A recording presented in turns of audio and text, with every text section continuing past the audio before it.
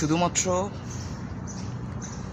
প্রতিদিন সকালবেলা যদি আপনি একটু হাঁটেন 20 থেকে 30 মিনিট এবং এই 2টা এক্সারসাইজ নিয়মিত করেন, মাত্র 2টা, আপনার ডায়াবেটিস, প্রেশার এবং আপনার হজম শক্তি দিন দিন বৃদ্ধি পাবে।